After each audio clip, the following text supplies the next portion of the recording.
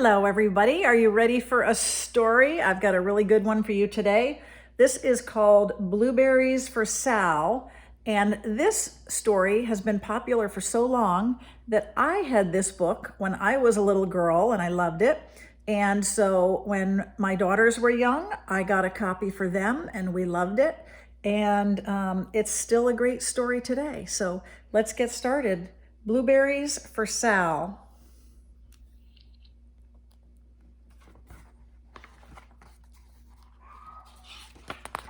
Oh, here we go. All right, let's get there. One day, little Sal went with her mother to Blueberry Hill to pick blueberries. Little Sal brought along her small tin pail, and her mother brought her large tin pail to put blueberries in. "We will take our blueberries home and can them," said her mother. "Then we will have food for the winter." In the old days, people used to can food to preserve it for the winter. Little Sal picked 3 berries and dropped them in her little tin pail. Kaplink, kaplink, kaplunk. She picked 3 more berries and ate them. Then she picked more berries and dropped 1 in the pail. Kerplunk. And the rest she ate. Then little Sal ate all 4 blueberries out of her pail. I don't think she's going to have very many left at the end of the day in her pail. Her mother walked slowly through the bushes, picking blueberries as she went and putting them in her pail. Little Sal struggled along behind, picking blueberries and eating every single one.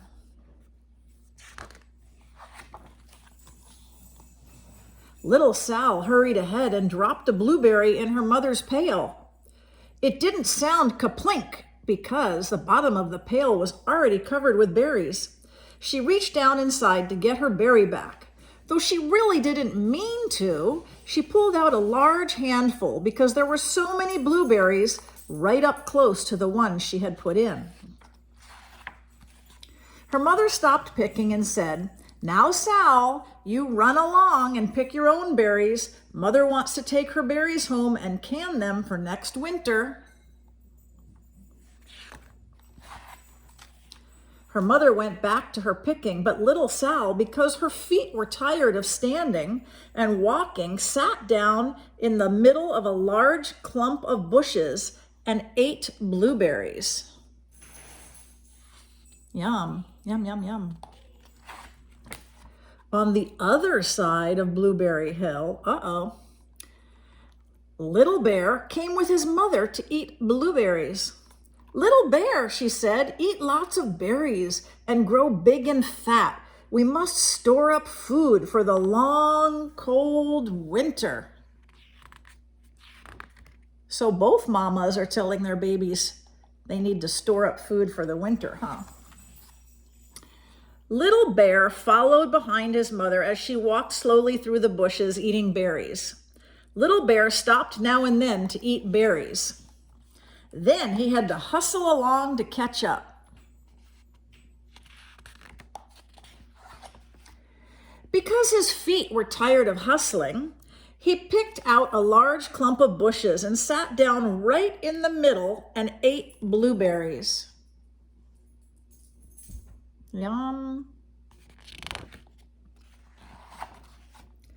Over on the other side of the hill, little Sal ate all of the berries she could reach from where she was sitting. Then she started out to find her mother. Gotta go find her mom. She heard a noise from around a rock and thought, "That is my mother walking along." See, she's looking behind the rock. Hi, Penny. Here's Penny. Did you come to hear a story, Penny? All right, you can listen to the story. But it was a mother crow and her children, and they stopped eating berries and flew away, saying, "Caw, caw, caw." Then she heard another noise in the bushes and thought, "That is surely my mother, and I will go that way." Gotta find her mom. But was Little Bear's mother instead. She was tramping along, eating berries and thinking about storing up food for the winter. Little Sal tramped right along behind. She's following the wrong mother. Uh-oh. By this time, Little Bear had eaten all the berries he could reach without moving from his clump of bushes. Then he hustled off to catch up with his mother. He hunted and hunted, but his mother was nowhere to be seen. He heard a noise from over a stump and thought, "That is my mother walking along."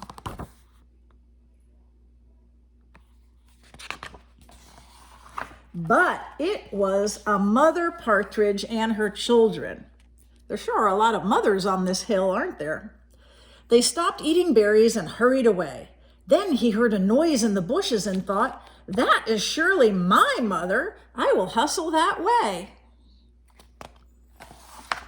But it was Little Sal's mother instead. She was walking along, picking berries, and thinking about canning them for next winter. Little Bear hustled right along behind. He's following the wrong mother. Uh-oh.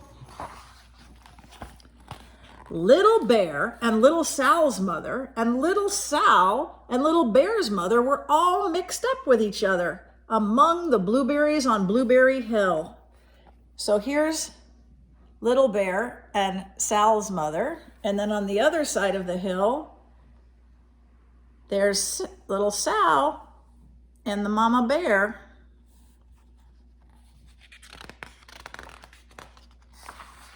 Little Bear's mother heard Sal walking along behind and thought it was Little Bear, and she said, "Little Bear, munch, munch, munch, eat all you can possibly hold, swallow."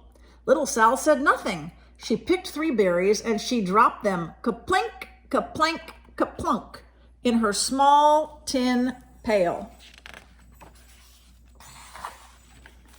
Little Bear's mother turned around to see what on earth could make a noise like ka-plunk. "Grumph," she cried, choking on a mouthful of berries. "This is not my child. Where is Little Bear?" She took one good look and backed away. She was old enough to be shy of people, even a very small person like Little Sal. Then she turned around and walked off very fast to hunt for Little Bear. Little Sal's mother heard Little Bear tramping along behind and thought it was Little Sal. She kept right on picking and thinking about canning blueberries for next winter. Little Bear padded up and peeked into her pail. Of course, he only wanted to taste a few of what was inside, but there were so many and they were so close together that he tasted a tremendous mouthful by mistake. "Now, Sal," said Little Sal's mother without turning around, "you run along and pick your own berries. Mother wants to can these for next winter." Little Bear tasted another tremendous mouthful and almost spilled the entire pail of blueberries. Little Sal's mother turned around and gasped, "My goodness! You are not Little Sal. Where is my child?" Little Bear just sat munching and swallowing and licking his lips. Little Sal's mother slowly backed away. She was old enough to be shy of bears, even very small bears like Little Bear. And she turned and walked away quickly to look for Little Sal. She looks a bit worried, doesn't she? She hadn't gone very far before she heard ka-plink, ka-plank, ka-plunk. She knew just what made that kind of noise. Little Bear's mother had not hunted very long before she heard a hustling sound that stopped now and then to munch and swallow. She knew just what made that kind of a noise. It's her baby bear. Munch, munch, munch. Little Bear and his mother went home down one side of Blueberry Hill, eating blueberries all the way and full of food stored up for next winter. And little Sal and her mother went down the other side of Blueberry Hill, picking berries all the way, and drove home with food to can for next winter, a whole pail of blueberries, and 3 more besides. Let's take it. There's Mama Bear and Little Bear going home, all with their tummy full of blueberries. And here's little Sal and her mom heading home with their buckets of blueberries. And that is the story of Blueberries for Sal. Wasn't that a nice story? I hope you really enjoyed it. And I will be back again soon with another story. So I'll see you then.